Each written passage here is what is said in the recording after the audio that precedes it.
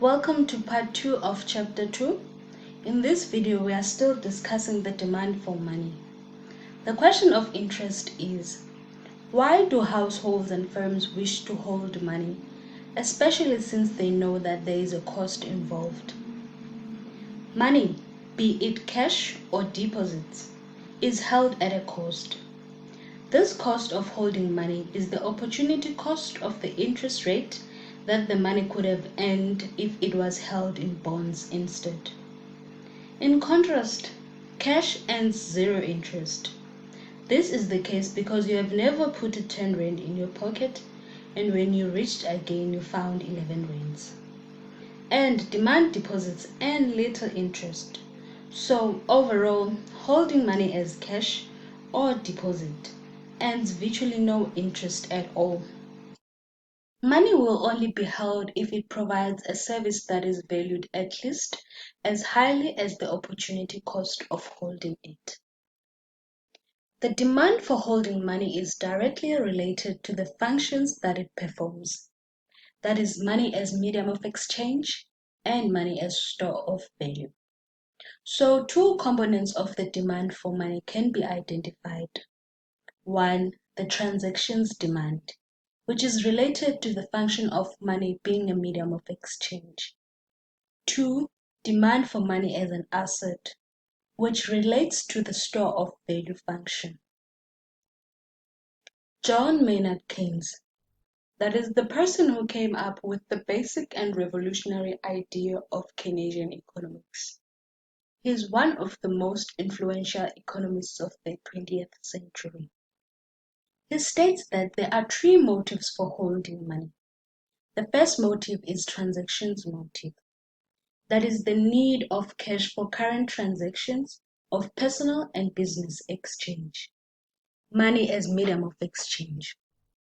The second motive for holding money is precautionary in nature.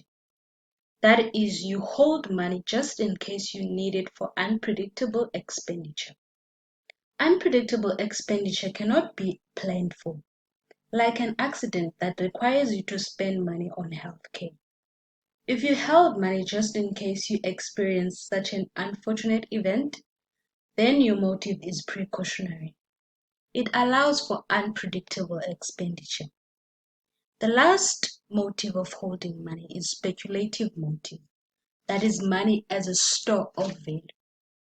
When Keynes explained the speculative motive for holding money, he argued that the demand for money is a choice between holding cash and buying bonds. If the interest rates are low, the people will tend to expect rising interest rates and therefore a fall in the price of bonds. In this case, demand for holding wealth in the form of money will be higher. On the other hand, if interest rates are high and people expect interest rates to fall, then there is likely to be a greater demand for buying bonds and less demand for holding money. This therefore explains that there's a negative relationship between the quantity of money demanded for speculative purposes and the level of interest rate. The demand for money in liquidity preferences has two balances. That is the demand for active balances, which is transactions and precautionary and is equivalent to L1, and the demand for passive balances, which is speculative and equivalent to L2. L1 is not sensitive to the interest rate. This means that if the interest rate changes, L1 will remain the same, while L2 is sensitive to the interest rate, meaning that if the interest rate changes, L2 will also change. Graphically, the total demand for money is the sum of graph A's demand curve and graph B's demand curve, which gives you the total demand for graph C, that is LL. The demand for money is a function of income level and interest rate, where demand for money is denoted by L and the income level is denoted by Y and the interest rate is denoted by I. Repo rate versus prime rate. Repo rate is the rate used when government central banks purchase security back from private banks in exchange for cash, whereas prime rate is used for the index of rates offered in consumer lending and loan products. This therefore summarizes the demand for money. The function of money as medium of exchange has a transactions motive, and the balance is active, and then the main determinant is income. Money as store of value has a motive that is speculative, and the balance that is passive, and then the main determinant is interest rate. Money creation. The quantity of money is a stock concept which is measured at a specific point in time. Demand deposits constitute the largest part, which is equivalent to 93% of money. Money is therefore created by banks, not by the mint. Banks create deposits by granting loans. However, they are limited by two actions, that is the demand for loans, creditworthiness of borrowers, as well as the actions of central bank through the repo rate. The supply of money. Demand deposits can be created through a deposit made into a bank, as well as when banks lend some funds to deficit unit, that is the overdraft facilities. There are limits to the amount of money that can be created by banks. Demand deposits held by banks can be withdrawn at any time. However, each bank must ensure that they have enough cash reserves to provide for cash withdrawals. Also, each bank must provide for claims to other banks. From experience, banks generally know the proportion of total deposit should be set aside in the form of cash reserves. But this is not left up to banks.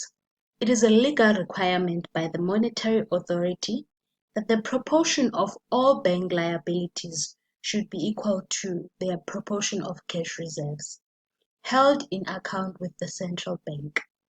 The confidence in the creditworthiness is also important, because if that is not the case, the entire system could be disrupted. In South Africa, banks must hold 2.5% of total liabilities as cash reserves. Controlling the money supply. The amount of money deposits is controlled by influencing the cost of additional cash reserves. Any increase in demand deposits as a result of an increase in provision or use of overdraft facilities forces banks to acquire additional reserves. The reserves have to be borrowed from the South African Reserve Bank at the repo rate of 6.25%. The higher the repo rate, the more expensive credit becomes, and the smaller the demand for credit will be. As the demand for credit falls, the size of M1 also falls. The money supply is driven by the demand for credit at interest rates quoted by banks. Money is therefore said to be demand-driven. Graphically, on the vertical axis we have the interest rate, and on the horizontal axis we have the quantity of money.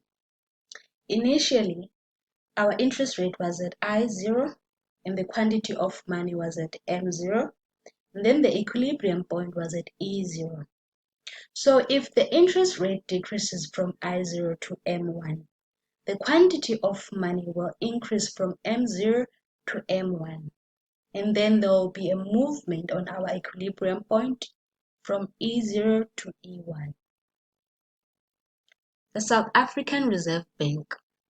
The central bank and main monetary authority in South Africa is the South African Reserve Bank, which is known as SARB in short. The Constitution of the Republic of South Africa states that the primary objective of the South African Reserve Bank is to protect the value of the currency in the interest of balanced and sustainable economic growth in the Republic. In pursuit of its primary goal, the South African Reserve Bank must therefore perform its functions independently, without fear, favor, or prejudice. But there must be a regular consultation between the bank and the cabinet members responsible for the national financial matters. The governor of the South African Reserve Bank is Lesetja Kganyago. The South African Reserve Bank has four key functions.